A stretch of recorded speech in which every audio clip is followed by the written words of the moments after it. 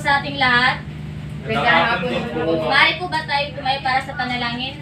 Maaari mo pang pangunahan, Jasper, ang panalangin. In the name of the Father, the Son, the Holy Spirit. Amen. Panginoon, salamat po sa araw na ito. Tatala na po tayo ngayon ng iba sa klase at maaari niyong sabihin kung sino po yung liban. Guab. Okay. Billy. Meron pa ba? Meron pa ba? Rosauro. Okay. Paalala lang po, bawal gumamit ng cellphone at maaaring dito lang po ang tingin ninyo. Maaari po ba nating balikan ang ating kinalakay noong nakaraang gabi? Ano nga yun, Jasper?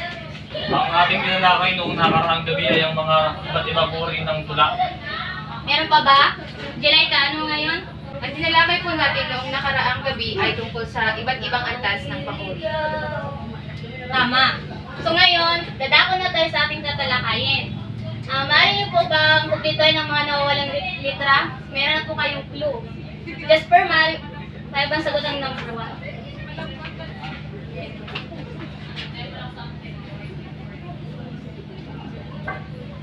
Basahin mo muna ang mga katanungan. Ito ay mga salitang ginagamit sa pang-araw-araw na may pagtalastasan.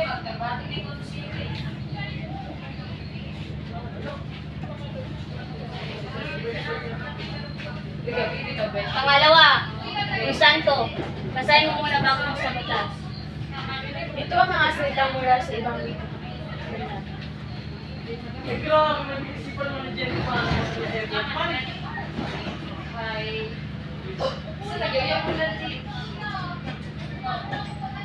At ang panghuli ay si Aling Daimas.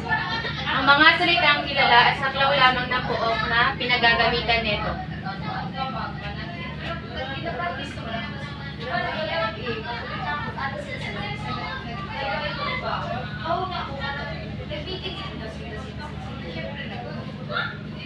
So, ang ating tatalakayin ngayon ay tungkol sa balbal, kulokyan at dalawagin at banyaga.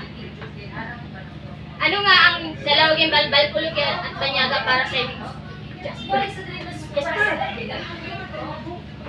Ang tatlong sinabi niya ay ang mga kasanayang pang-gramatika at pang-retorika. Tama.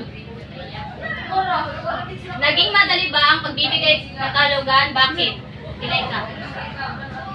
Opo, dahil dyan sa ating gawain ay nagbigay, meron na nakalagay na ang kanyang kahulugan, kaya mas madali namin na laman yung kahulugan ng salita.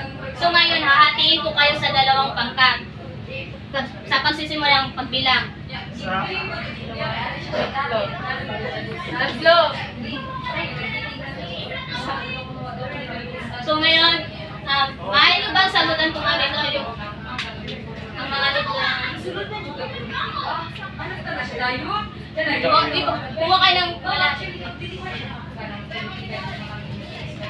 At sagutan. Paunahan ka sa paunahan po ito. Okay.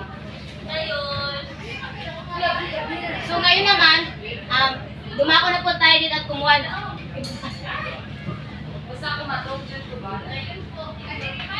Kumuha po kayo ng kalahating papel at sagutan niyo po ito.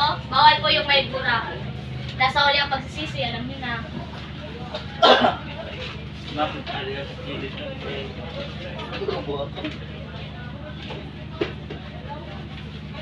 At pagkatapos ng kasa.